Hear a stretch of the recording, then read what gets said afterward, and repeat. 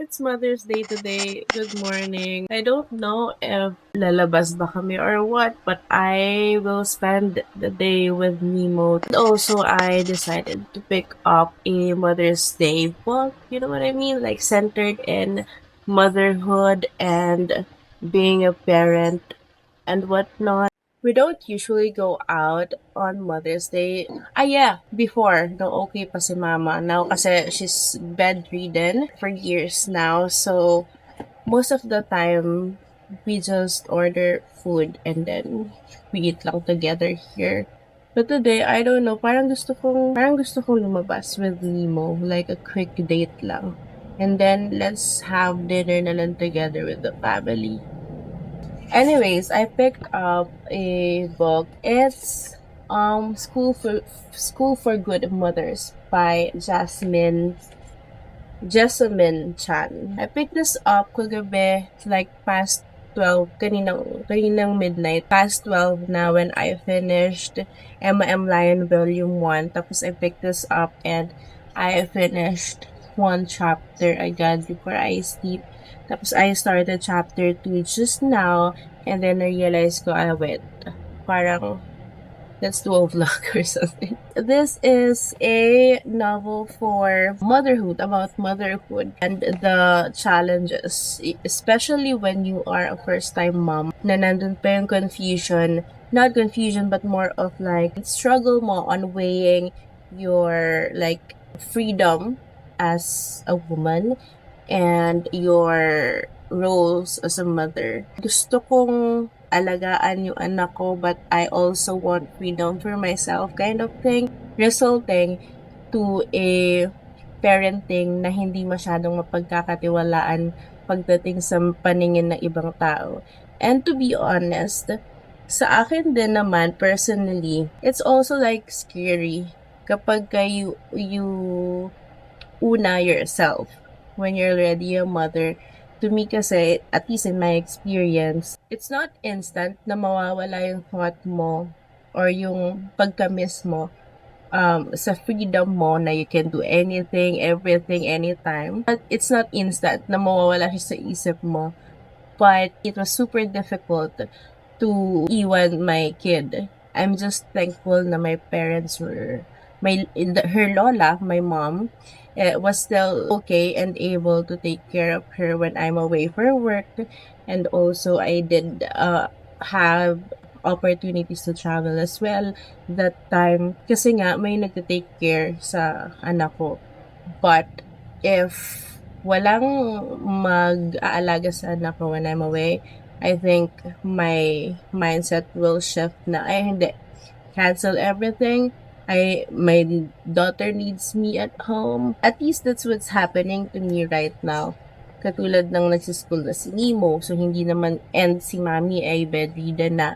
So hindi naman din lagi kailangan kong iasa sa kapatid ko yung pag-aalaga kay Nemo. So every time na I have the chance to work from home, so may ganong times ako, I need to handle. Pero yung iiwan mo, without any supervision at all ng pinagkakatiwalaan mong tao, at least, I think that's a different usapan already. Tapos siyang 2 years old, iniwan niya doon mag-isa. Just because meron siyang kind of like a seat yata or a walker or something. So, parang hindi naman siya daw agad doon makakaalis. It's annoying actually.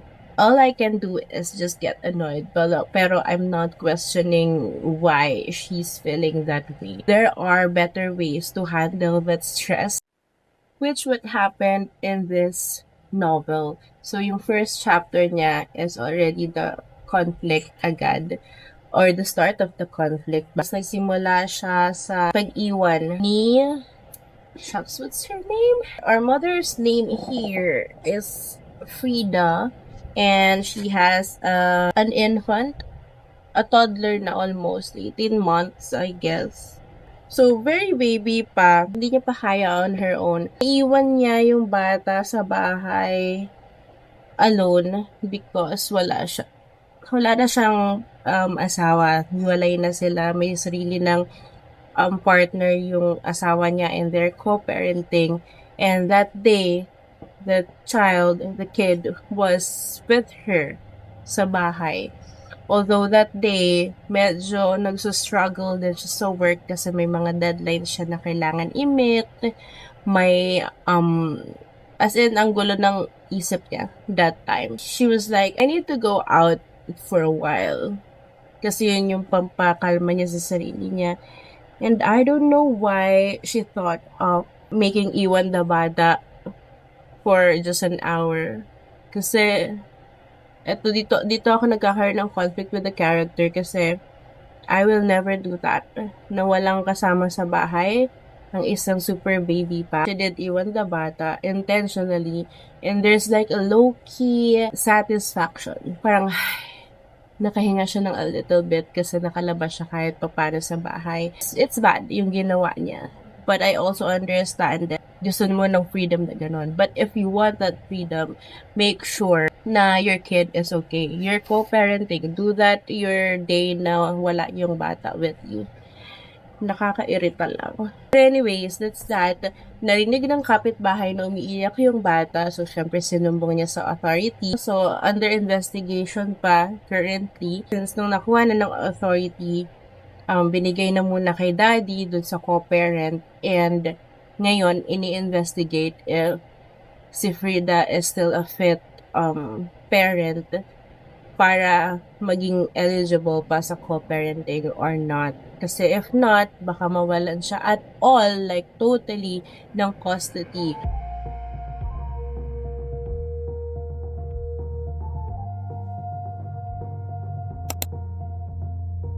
Someday, the sun will shine bright again, the blue sky, reflecting moments shared together, treasures, those memories we've kept forever. Someday, we will find our hope again.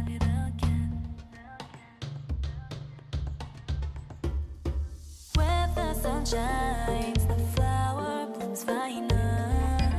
Keep reaching the sky, don't stop, just fly.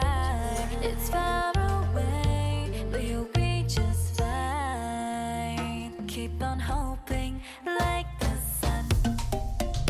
Oh, like the sun. Keep on hoping like the sun. Oh, like the sun.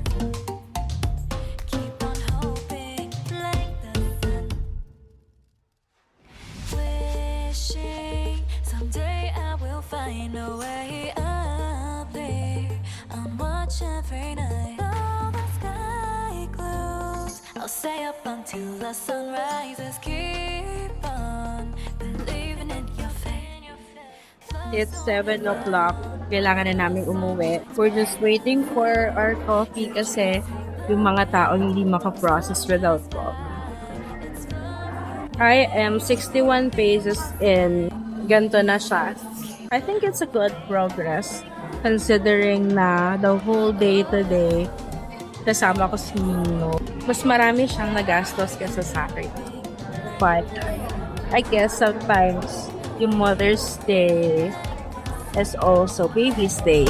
Keep on hoping like the sun. Yesterday was fun. It was Nemo's first time na makatikim ng baby back ribs. She liked it, pero hindi niya din naman naubos yung portion na binigay namin sa kanya. Also, siya yung mas madaming nabili at nagastos yesterday. Honestly, it's my Mother's Day. It's my kind of Mother's Day. Like, providing her whatever she wants. Now, of course, I can afford. It makes me happy.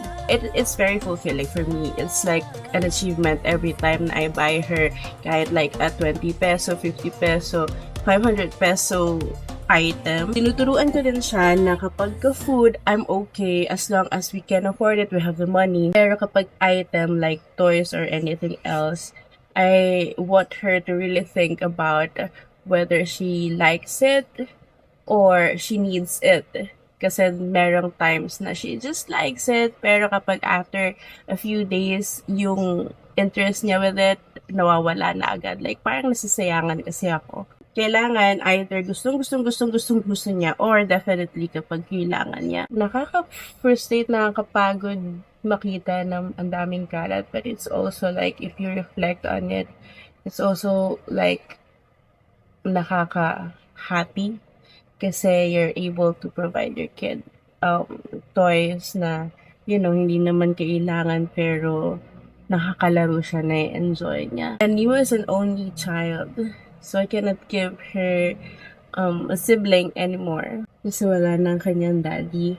So, babawi ako sa quality time and supporting her on what she wants to do. She's very creative. She's very artsy. You see your child at least enjoying life, and enjoying her childhood. So I think it's the best gift to a mother on a Mother's Day. Parang satisfaction, achievement kind of thing. Anyways, I've read like less than a half chapter yesterday when we were out. Pero ngayon, I just finished the 5th chapter. 5th ba? Ganito na ako kalayo. Did I mention that this is a dystopian novel? Parang nakalimutan ko yata. We talked about the annoying moms and all. But guys, moms are really annoying. Meron tayong mamimiss na minutes, hours of the day with our kid. And may mga times na naisipin ng mga tao na that's already neglect or abandonment. That's the case that happened with Frida here in the book. And in this world, whenever na you have those kinds of cases or neglect or abandonment cases, you will be sent to a school for good mothers. So, pinunta sila doon, dinala sila doon. Ang dami nilang mothers, like more than 60 plus. And there's the Hiwalay school for good fathers. Although they have this parang chika-chika inside that they think yung school for fathers, they are very few. Which is kind of makes sense kasi most of the time, si mommy talaga yung nag-aalaga sa baby. And since you are the nag-aalaga sa baby, you're also prone to neglecting and abandoning your child. Siyempre, hindi ikaw yung nag-aalaga, hindi ka neglectful, hindi ka rin abandoner. Ano bang tawag?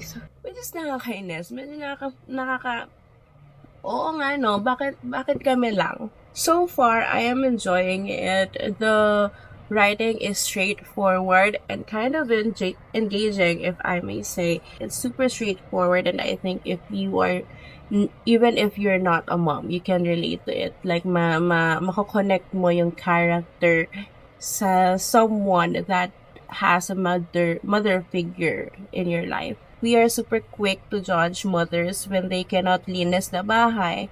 I don't want to judge too, but the painful reality is it happens, and some moms can barely fix the mess inside their own heads even. But it also doesn't mean that you can and should just iwan the kalat at home. Kasi ito yung part na parang ang super kalat ng bahay niya kasi ang complaint niya is really stressful yung job niya, but in the other parts of her, like everyday, okay naman siya sa job niya. So parang medyo mahirap din talagang i-weigh. Yes, it's inconsistent and it's the reality, but you also understand where the illness is coming from. All of those, I agree na it's confusing, it's frustrating, it's nakakainis, until sumingit sa social service or sa social worker. The social worker is like a single individual. Wala siyang any idea on being a parent. Even the whole system, if I may say. Wala silang idea on being a parent. They just need to one by one take off their checklist na kailangan ko ng ganito, kailangan ko makita ng ganito, blah, blah, blah, blah, blah, blah, blah, blah, blah, blah. And there's a requirement that you have to film the mother playing with a kid. They are convincing the kid na, we need to play, blah, blah, blah, blah. So, si kid, parang you're dictating something to her. Eh, hindi ganun yung bata, hindi siya pinalaki ng ganun. Well, syempre, nainis yung bata. Tapos ngayon, kasalanan ni main character, kasalanan ni mommy kasi hindi niya nakontrol yung bata. Parang nakakairita lang. Hindi rin ako agree na iwan mo yung bata for, even just for a minute, nang mag-isa, walang supervision. Hindi ako agree doon. Pero in this case, in this world, they are sent to this school where they are supposed to be learning to be a good mother. Pero, yung system na yon is limiting their interactions with their children, which is kind of like counterproductive kasi parang tinuturuan mo rin yung mga bata na malayo dun sa mommy nila. So, pagka-graduate nila dito sa school na to, pag okay na lahat, kilala pa ba sila nung bata? To me, it just sounds stupid. Like, super silly. Pero sana merong something, kasi medyo malayo pa naman ako, sana merong something na that will give me more sense para makakonect ako dun sa system nila. Kasi it's just, sa ngayon, medyo, na naman ako alam mo yun, galit sa system. But maybe, that's the purpose of, that's why we have a dystopian novel. Parang it's a different kind of world. The disconnect between what we believe now and the dystopian world is kind of like, kailangan mo something to work on. You know what I mean? You get angry on. I saw na there's a sci-fi tagging sa category sa kanyang genre, and I get the sci-fi now. Kanina inintay ko pa but I get the sci-fi now. There are a lot of Megans in here. So we're already in the school for good mothers, and we already get the AI and sci-fi part of this novel. I got super excited. I got even more interested with this book when I discovered that we have a lot of Megans in here. Si Megan kasi is kind of like a robot or something. Ito, robotic pa rin, AI pa rin. But they're close to human appearance, you know what I mean? And also touch kasi malambot sila. They're made of rubber or silicone or whatever. They also have emotions na hindi pre-programmed. Every page and every chapter reminds me na you don't need to judge, and you cannot judge a mother's feeling and emotion. It always reminds me na iba-iba tayong type of parent and iba-iba tayong way of parenting. In this school, they have this curriculum where they are being trained to be a good mom.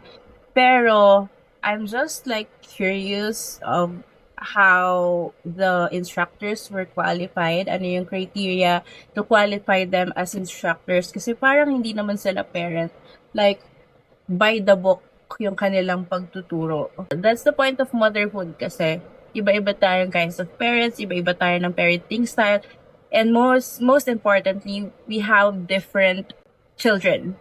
I'm already this far na. I think I can finish it tonight. Pero I am just super tired. I just got off work.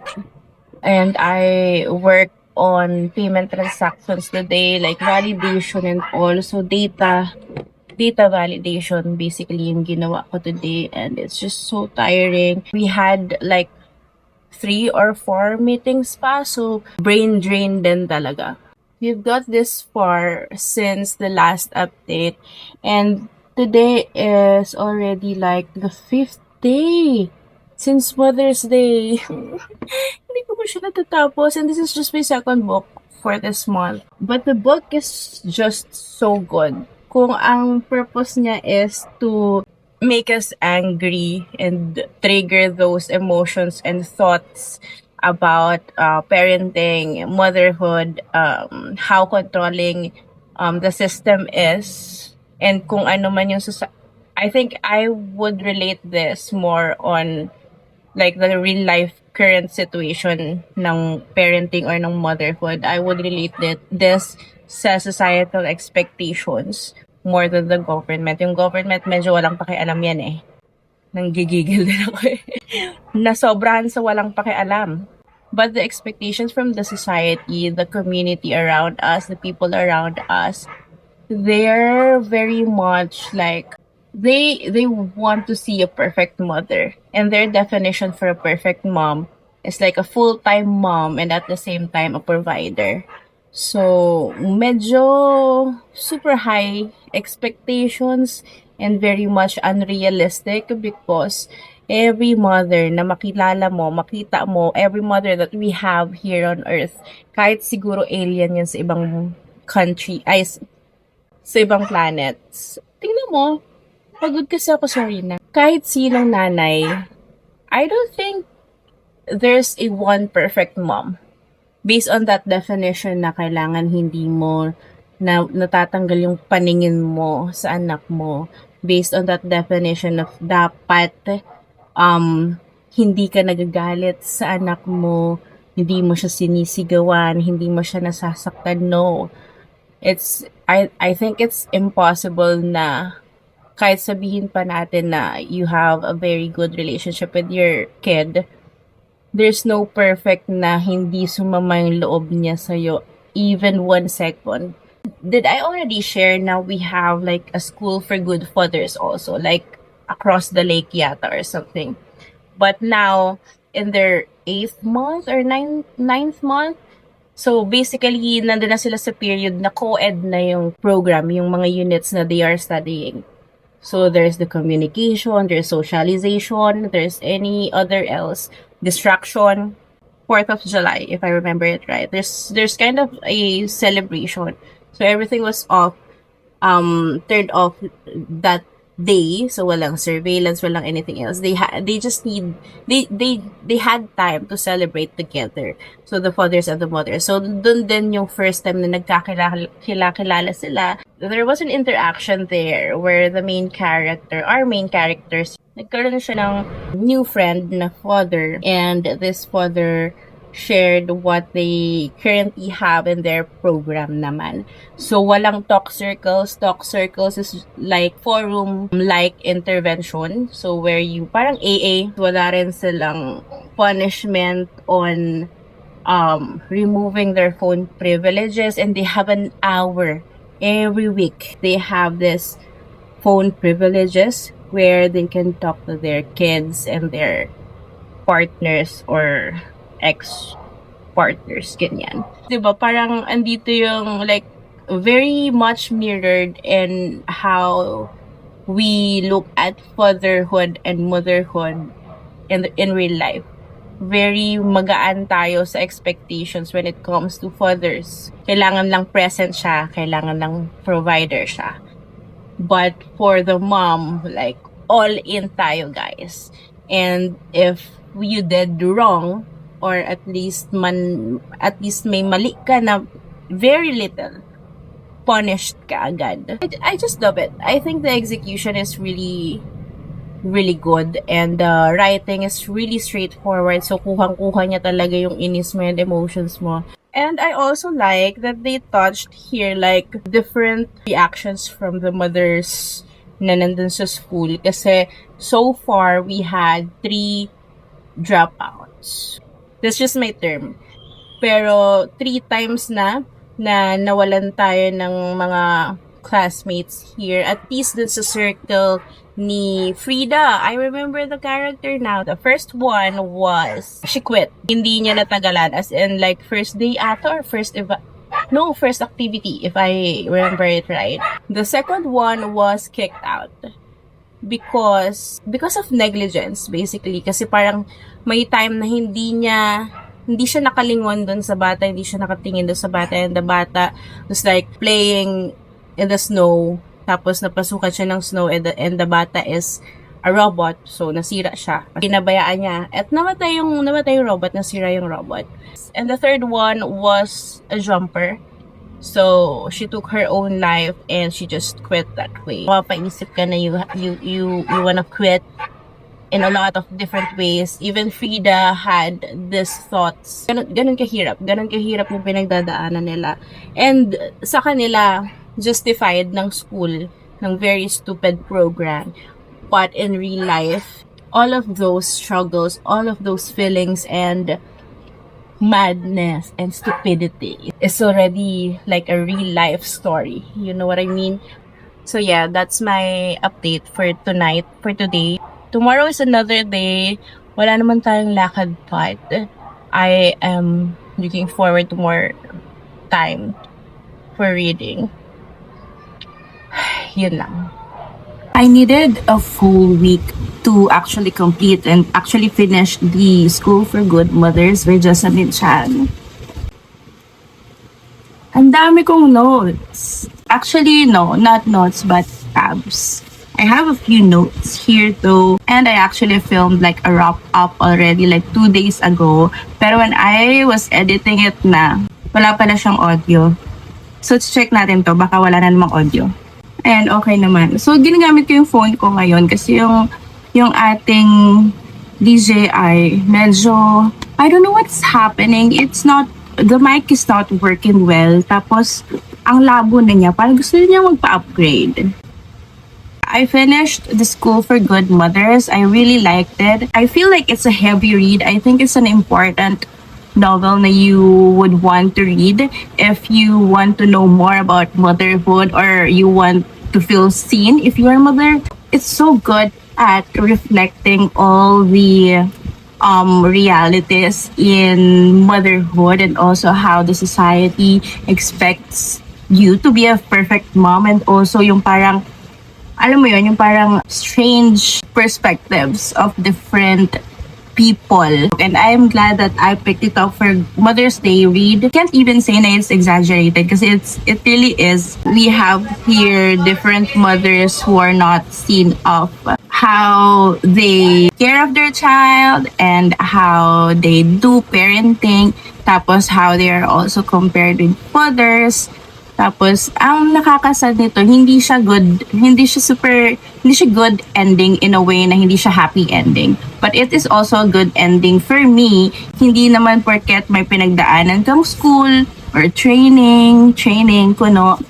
And also, pag nagkasama kayo or not, it's not the end of being a mother and like generally motherhood. I like that it's an open ending. In-spoil ko ba?